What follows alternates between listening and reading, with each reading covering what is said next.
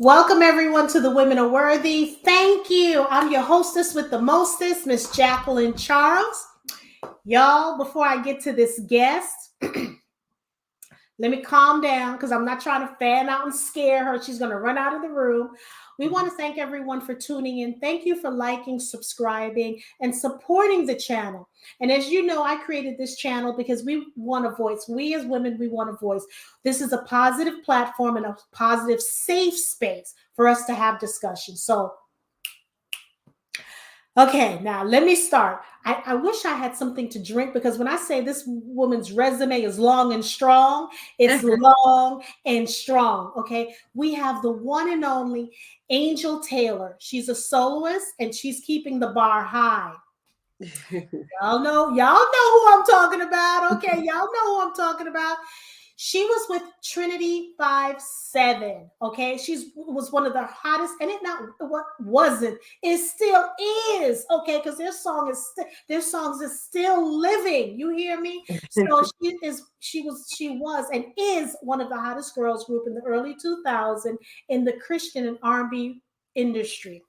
The group garnered Grammy nominations, two Grammy nominations, 2 BET Award nominations. Come a little closer. Did y'all hear what I said? That's a hard feat, okay? And they won 2 Dove Awards. Are y'all listening to me?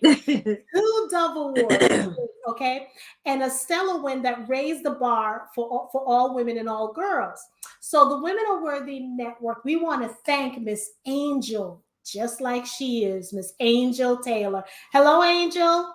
Hi, how are you? Thank you so much for having me. Man, let me tell you something. When I heard that we could, actually get this completed, I was so excited because let me tell you, you don't sing, you sang, okay? You know how to sing. And I'm saying that because it's so hard to find someone with your talent out there, okay, with all the other stuff that's going on. And your spirit, you have this calming spirit about you, okay? Uh-huh. And I love that. So for those of you who don't know, I want you to describe, can you tell us a little bit about yourself? Because, baby, I want them to be blessed with your presence. Sure. I am, I've been a singer all my life. I was with my group probably 20 years, and I'm from New Orleans. And I just really love, going out and living out, walking in my purpose. And I feel really, really blessed that God is allowing me to even do this solo career and have the album, and my new single is out. And it's just a tremendous blessing that I get to connect with people like you, and just kind of go and talk about God and his love, and the fact that we need to spread that. Yes. So yeah, I'm happy to be here. This is exciting for me. Well, a question I want to ask, that this basically is for all women. We normally say we want to do things and we're sitting on the fence. What made you jump over the fence and say, you know what, I'm going to do this solo career. I'm going to do it. I got this. I'm going to do it. Wow, that part has always been my dream. I always, that was my vision as a 5-year-old, as a little girl. I just knew that I would be a singer. I knew it. I don't remember when this was, but I saw Diana Ross do the concert at Central Park.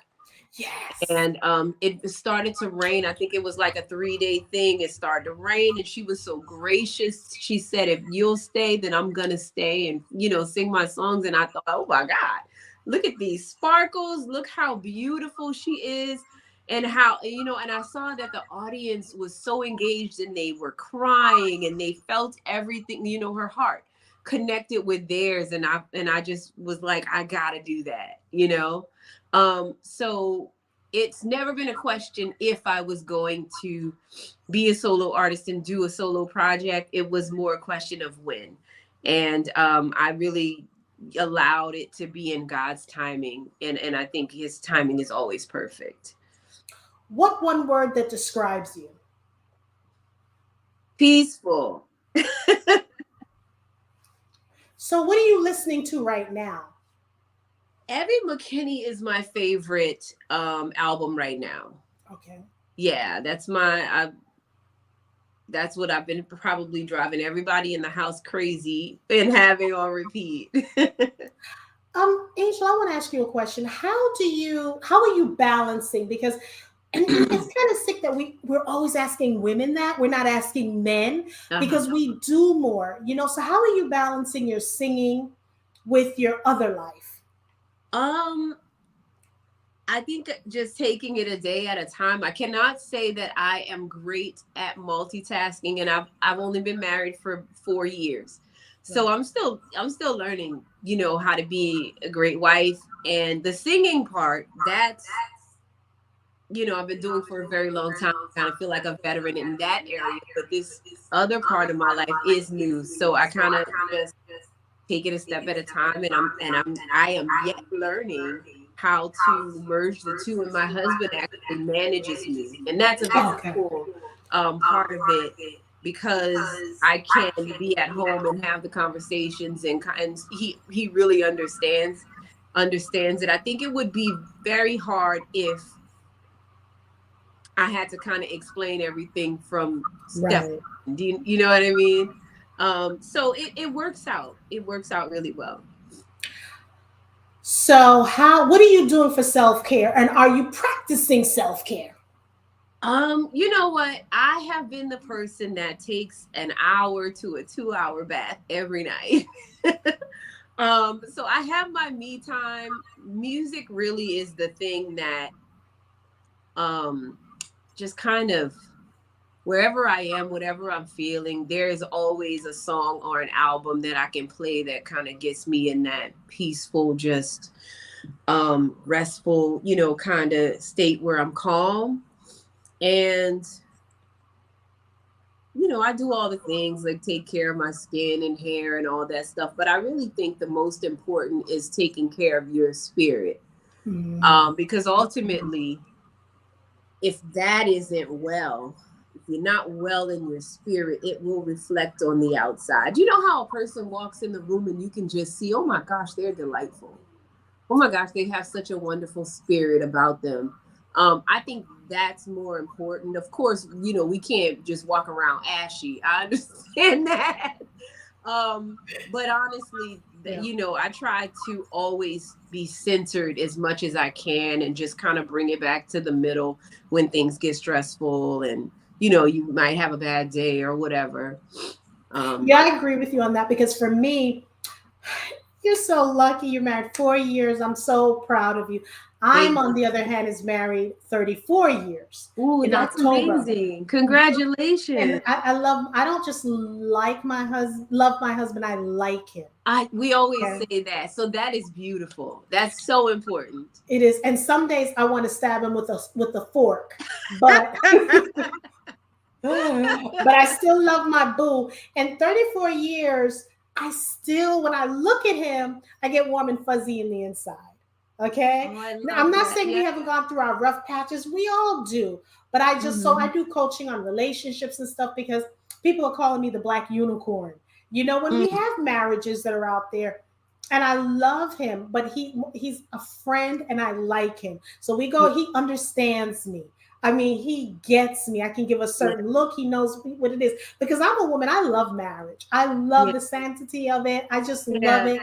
God forbid if something happened, I'm getting married again. Okay. Don't talk about I'm getting married, and it may be 24 hours later. Okay. Oh, wow. That's hilarious. But, so I want you to treasure what you have and just love on him. He loves on you, I'm sure. That's the advice I can give. Put God first. You're going to go through your ebbs and lows, but just make sure that you bring it back home. I didn't mean this to turn out to a sermon now. It's okay. I'm taking it all in. I appreciate it.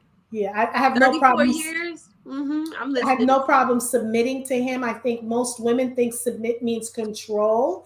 He is the head of my household, even though I try to pretend, like I tell people, sometimes he'll loan me his pants, but when he wants it back, I better give it back to him, because he is the head of the household. Right. So I just love. call me Yeah, whatever. so I just love why. love. Yeah, So the fact that you're married, you're still a newlywed, yeah. and he's your manager. We've learned that. Now tell us a little bit about Speak to My Heart. Y'all, that's a single, y'all. Speak to My Heart. It's a classic song, and she did a rendition of that. And I'm telling you, I'm not going to ask her to sing. Y'all know I normally ask singers to sing, but we're not going to do that tonight. We're not going to do that tonight, but I want to get to know her, and I want you guys to get to know her as well, because here we have, a Christian woman who has great value. She's a tremendous singer. She's a newlywed, and she's taking us down the journey with her, and I appreciate that. So let's talk about your single. Let's talk about that.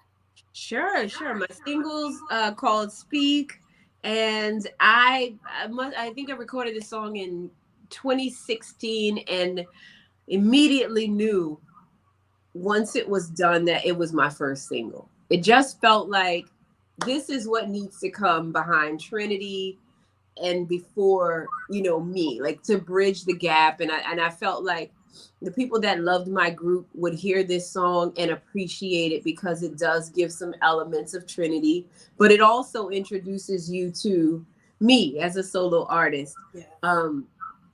And what the song does for me is it's a reminder that God is always listening. And then, sometimes we just need to clear a little space, quiet our minds and our spirits, and pay attention to what it is that he's saying, and which direction he's pointing us in. And I wanted to give that reminder to the Christians. I mean, because it's so loud. There's so much going on. There's social media, there's the news, there's politics, there's all kinds of things, and that we can be distracted by. And I just wanted to be that little reminder to, hey, take some time, talk to God. He's always kind of waiting for us to give him the space and to give him our time. And so that was important for me to get that message across. And of course, it's a classic song. Donnie McClurkin is legendary, so yeah. Yes. And I want people to listen to it, because in a world today where self-harm is at a high rate, divorce is at a higher rate because of the virus, mental illness is at its highest. Yeah. That we need, and a lot of people are not going back to church. They're doing it either online or they're not doing it. We need to show people, we need to have inspiring and empowering music. We need to, because what I've done was I wanted to create my own tribe, meaning I don't want any negative Nellies around me. It has to be positive Pollies, right? Yeah, yeah. Because the world does enough to beat us down, that I'm not going to use my free time on time I'm not getting paid to hang around or create a group of women where we're not supporting each other.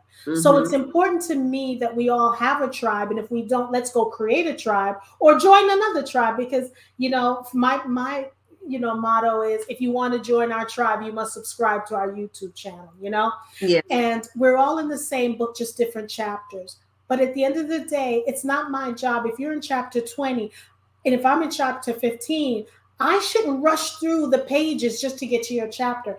Each page, each line of every page, I'm learning something. Yeah. So my question to you, what advice would you give someone that, as I said, that's on the fence? They want to do something else, their passion, because so many people don't even know what they have a passion, but they don't know what their purpose is. What advice would you give someone that think they know what their purpose is, but again, they're scared? I would say do it scared. It is perfectly fine, to be afraid. Do it afraid and do it with God. And go ahead and walk in your purpose. And you can't wait for the perfect time. You can't wait for everything to be lined up and all that stuff. If oh goodness. First of all, it's a tremendous blessing to know what your purpose is. There's so many people, like you just said, who don't know. what it is and what they've been put here to do. So if you know what your purpose is, you can't ignore that. You're like, you're one of the few. So it's so important, you know, to go ahead and walk in that, because our time is limited. We don't know how much time we have. We don't know what we'll be able to accomplish while we're here. Um, so yeah, I encourage you to go ahead and do it with all your fears and all your doubts and all your hesitations, and just make sure you do it with God.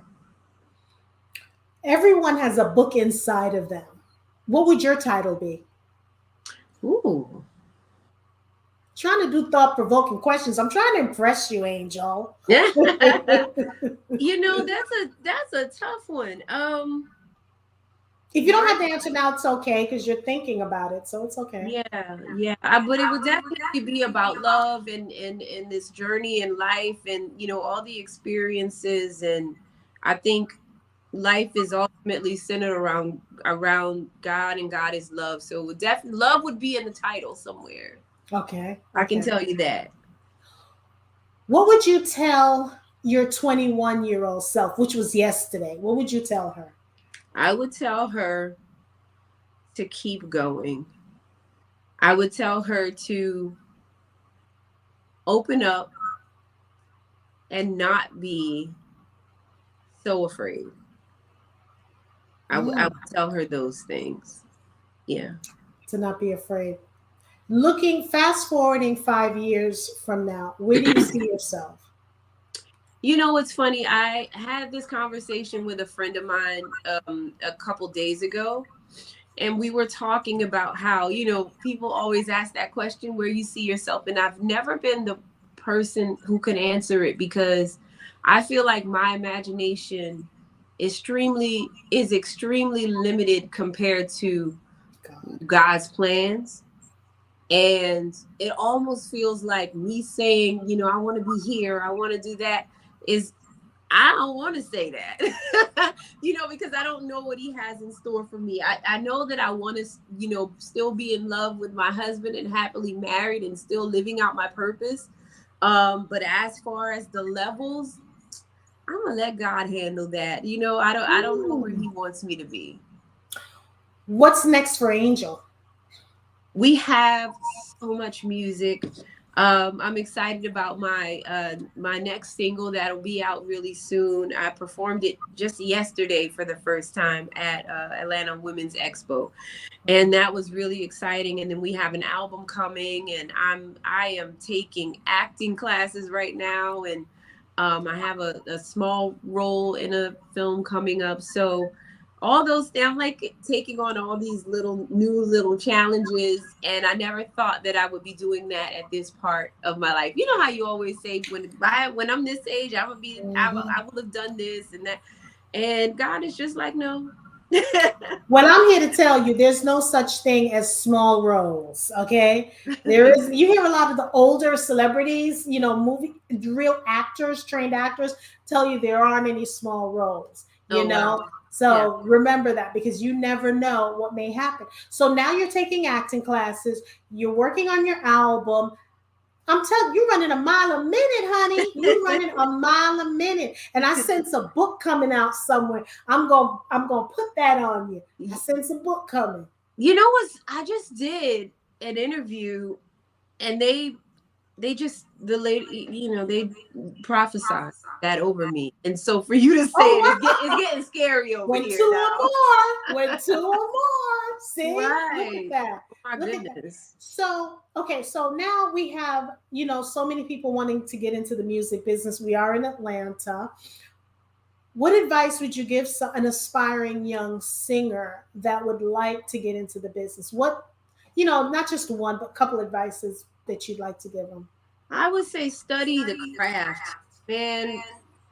Study, learn the greats. You know, there's so many artists out today, and there's so much music, and it's just almost, it's overcrowded almost with things that are not of good quality. And I don't see a lot of people who respect music, doing music. Yeah. And so I love to see, true artistry and people who put time into their shows and are creative and do the unexpected. So I would say really study and know your craft.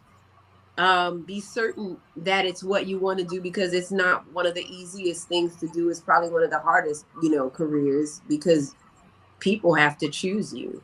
And so that makes it a very fickle business. So that's probably the two, most important things. And then I would say just, you have to be able to take everything with a grain of salt, because there will be a lot of negativity and there will be a lot of positivity. But you can't allow the positive things to get to your head and then the negative things to get to your heart. You have to keep your balance.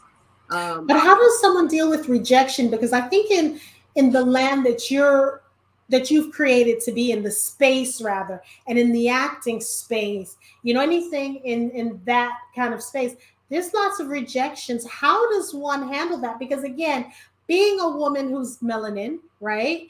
And we come in so many different shades, hues, and on and on and on. How do you handle rejection? Yeah. Because, ooh.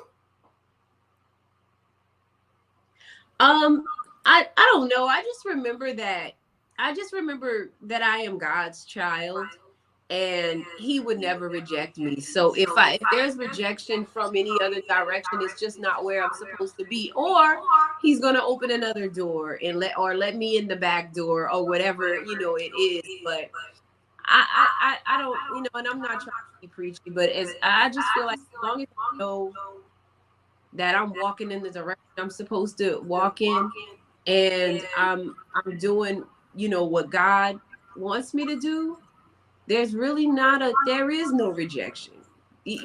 People can't reject me. You know what I'm saying? I don't know. I don't receive that. I just feel like if I'm doing what I'm supposed to do, God is really the person. He can determine, So it's basically what I'm hearing. Their rejection is God protection. How about that? That's what I'm exactly. thinking. That's what I think. I think he does protect us from a lot of things that we think are good, that are not good for us. Because Lord knows I have pursued things. God, I said, it's one of those things where you say, God, give me a sign if you don't want me to do this. Let the lightning hit the tree. Lightning hit the tree. Lord, split the log. Lord, let the rain start and stop in 3 minutes and start and stop in 3. It's like I keep asking for sign after sign after sign. Yeah. And I'm still pursuing this thing. And he keeps shutting the doors. And I'm like, God, if you don't want me to do this, show me a sign. That's when I start with the signs. And that's when I realized, Jackie, he was giving you the signs. Yeah. He didn't want you to walk through the door, because now you're involved in shenanigans when he tried to prevent you from getting involved in shenanigans. But it wasn't his will, it was your will. So I've learned to look at signs like that, Angel, like when I'll ask him, because I want not to do anything anymore without his guiding me and telling me which way to go. Because when I do it on myself, boy, it's too much. But when he does it, it's like cake. Like, wait a minute, I'm eating cake and don't have to gain weight. God, what you doing? That kind of thing. Yeah. So, who do you listen to? No, who was the person that you listen to the most? Like your favorite artist, your two favorite, male and female? So I grew up on Aretha Franklin. She's my absolute favorite. I studied her voice, and I still do. And learned her songs as a kid. I was singing Natural Woman, and my uncle would come and play the keyboard at my house. And Babyface is my favorite male artist. Wow.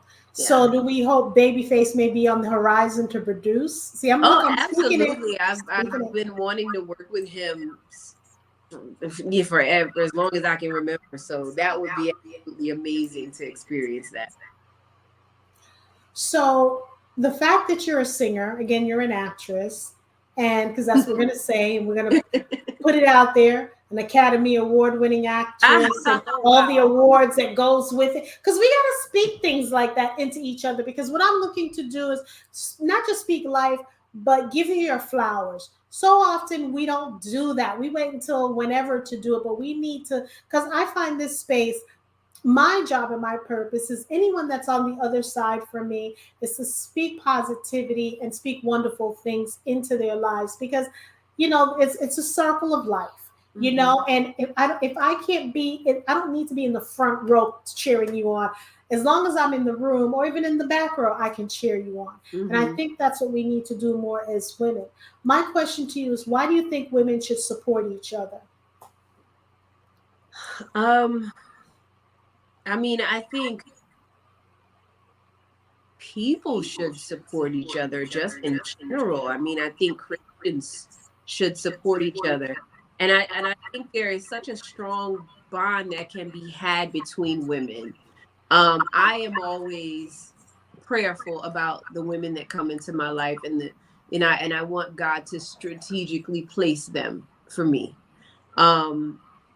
Because they're supposed to be sisterhood, and that is something that can bring a lot of joy to your life. But I think it's very important who we choose and who we bring in. And I have the most beautiful girlfriends. Not a whole lot, but I have enough. And I have some sisters, and they pray for me, and they love me, and they want the best for me, and I want the same for them. And so it's just a beautiful thing. And I do think it is very important that we support each other, and I feel very fortunate to have that in my life. For me, when I started this, I come from another background, medical black background, and God was giving me signs that He wanted me. I mean, I went as far as I could in that career, did a bang up job, and God's like, okay, I need you to leave this, and I need you to work with women. I said, what? Wow. He said, I need you to work with women. I said, you got to be kidding. Because the field that I worked in was 95% men. Oh. I says, you're crazy. Yeah. And he's like, Jackie, you're going to leave this. I said, you ain't listening to me. I said, I'm not doing it. I said, I see the little stuff that they do. I don't get involved in that. I don't have the patience. My mouth. It's not going to work. So he said, okay, I got you. So I'm like, you can give me all you want. I'm not going. I'm not doing it. I'm not quitting this. This is too lucrative for me. Wow. And he made some things happen. And I had gotten sick. And I'm like, Lord, if you make it work. And he's like, Jackie, I need you to work with these women. Sure, I'll do it. Wow. Got better. Girl, when I got better, Jackie, leave me alone. I'm not working with them. But I healed you. I don't care. I work. Oh my goodness. Wow. So, because of that, got sick again. Oh my goodness. And I'm like, I'm not going. So the doctors were telling my husband some things like call her family. She's not going to make it. God. It was bad. It was bad. Yeah. So I heard that. And I don't know when they talk why they don't think people are listening, because you may be, whether they think you're in a coma or whatever, when you're unconscious, you hear things. So anyway, I got better, and I kept hearing, the next time you come back, you're going to come back in a body bag. Okay. Wow. So I'll remember laying in the bed, getting my phone, and texting my company, the president of the company, HR of the company, effective immediately, I resign. I remember I spelled the word resigned wrong. Okay. And I'm like, okay, God. So he fixed me, healed me. And I'm like, what am I going to do now? This is what I need you to do. I don't know how to do this. I got you. I said, you're going to put me in a room of crazy women. I'm in Atlanta. You're going to put me in a room of crazy women. I won't be able to relate to them. And he says, you're right. So this is what I'm going to do. I got to break you before I can make you. I said, break what? He said, I got to break you before I can make you, because you need to understand if you're going to be mentoring, if you're going to be coaching women. And I'm like, all of this is going, I'm having this conversation with him in the hospital bed. This man is crazy. And, because that's how I talk to him. So anyway, make a long story short, it worked out. When I tell you everything fell into my lap, it fell into my lap. Wow. So I didn't realize, because my purpose, and I had all male everything. My dentist was a male, because I'm a survivor of sex trafficking. Angel, you back? You disappeared.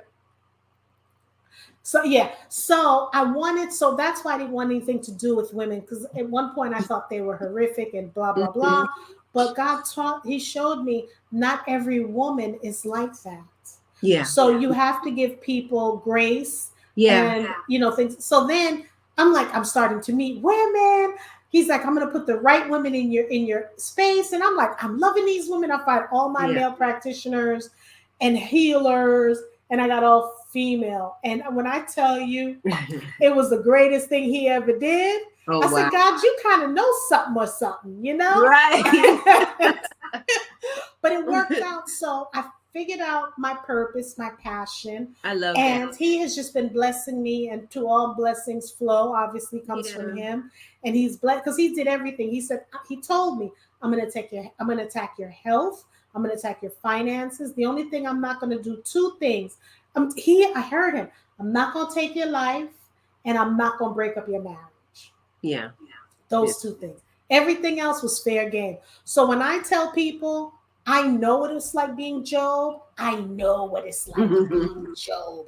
Yeah. So that's my little short story. But yeah, so I love working with women. I love women. I come into it just loving and hugging and supporting, but I make sure my cup is overflowed, because I don't want it filled to the rim. I want flowing, because if I'm going to pour into you, I still want my cup to overflow, so I won't be tapped out. And so often we're tapped out as women, exhausted and tired and things like that. So I just wanted to share that, because I heard what you said, and this platform is a space where we're supposed to support women, whatever they're doing. Don't think about like, oh, okay, if you do this for me, I do that for you.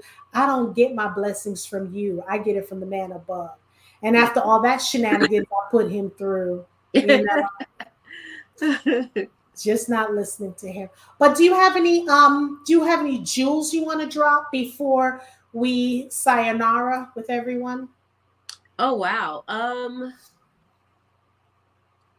think one of the biggest things that I'm learning is to trust your instincts, trust my instincts, and to also trust God.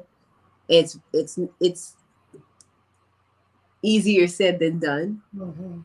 Because he will, like the story you just told me, he will tell you things that just seem crazy, like, oh, come on now, I'm not doing that, and it leads you down a road of loss ultimately when we do that. So I would say trust him the first time, because I've definitely had times where we had to revisit the same thing and it's worse every time. So yeah, trust your instincts and trust God.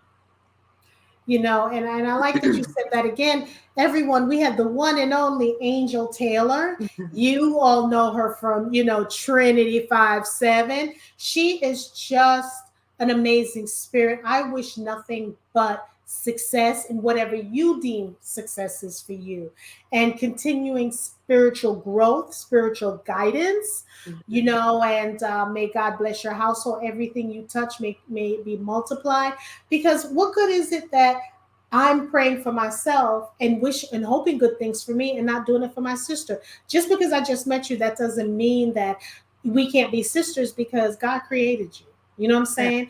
Yeah. So I need as many women as I can happy, because when y'all miserable, that's the problem. That's when we have problems. So I want to thank everyone for tuning in. Her camera keeps tapping in and tapping out, tapping in, tapping out. So we want to thank everyone for tuning into the Women of Worthy Network. Please tune in on Wednesday, where we're going to be having an amazing show. It's going to be the Lisa and Jackie show. Please tune in on Wednesday, 6:00 p.m. So without further ado, we want to thank everyone. We want to wish you a motivational Monday, terrific Tuesday, wind down a Worthy Women Wednesday, turnaround Thursday. We want you to have a fabulous Friday, soothing Saturday, and self-care Sunday. And go to church if you got a church, okay? So without further ado, good night, everyone. Thank you. Good night. Thank you so much. You're welcome.